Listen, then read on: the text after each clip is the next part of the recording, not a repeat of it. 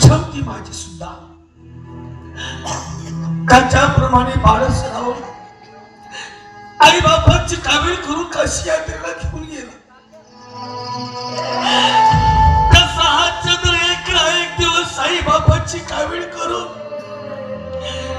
काशी यात्रेला घेऊन जाणार होतो मी, परंतु देवाने माझी स्वप्न परिपूर्ण होऊ नाही दिली.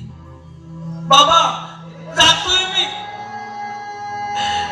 पण परमेश्वरा बस तू एकच मागणी करतो मी.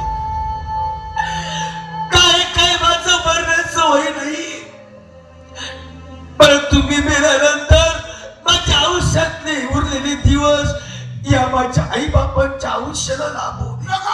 बस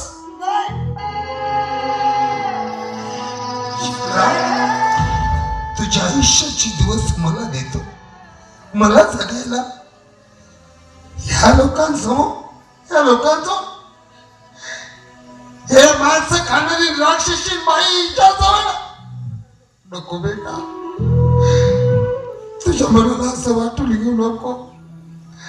आणि तुझ्या सणाला आग लावणार, त्या आगीच्या वापरात मी सुधावणी टाकून आत्महत्या करणार बेटा. ज्यावेळेस तू लहान होता बेटा आणि तुझ्या आईला सांगितलं डॉक्टरांनी की तुमच्या महाराणीला ब्लड कॅन्सर आहे, तिची जेवढी खाण्यापिण्याची इच्छा असेल तेवढी विचारा. तुम्ही तुझ्या आई सोड गेलो, म्हटलं महाराणी तुझी काही खाण्यापिण्याची इच्छा आहे काय?